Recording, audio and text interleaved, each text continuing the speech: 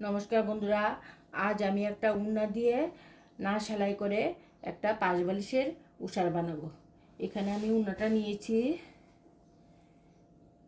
এইভাবে উন্নাটা একটা ফোল্ড করে দেব।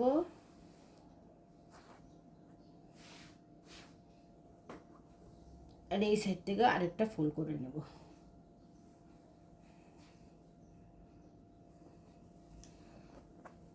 এখন একটা সাইড ভালো করে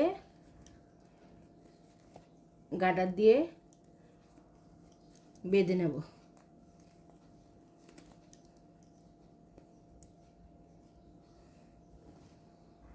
সেমভাবে এই সাইডটাও গার্ডার দিয়ে বেঁধে নেব।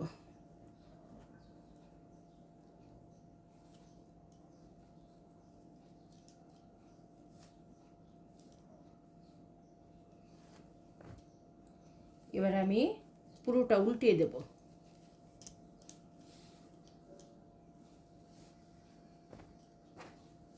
এই যে দেখুন, উল্টিয়ে দিয়েছি।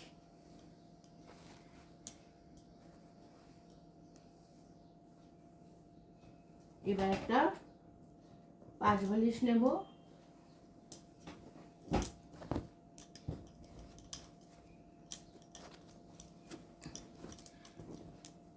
এই পাশ বালিশের ভিতরে উপরে উষারটা লাগিয়ে দেব। যে একটু টাইট ফিট হবে, নয়তো এক সাইড ছিলি করা থাকবে না, তো খুলে যাওয়ার সম্ভাবনা আছে। তাই টাইট ফিট করে এটা বানাতে হয়। এই দেখুন কি সুন্দর। এই দেখুন,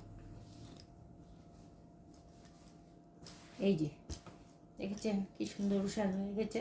আর এটা খুলবেও না। এই সেটটা অনেকটা কাপড় আছে, এটা একদম খুলবে না, সেলাই করার কোনো দরকার নেই। এই যে দেখুন কি সুন্দর পাশ বালিশের উষার হয়ে গেছে।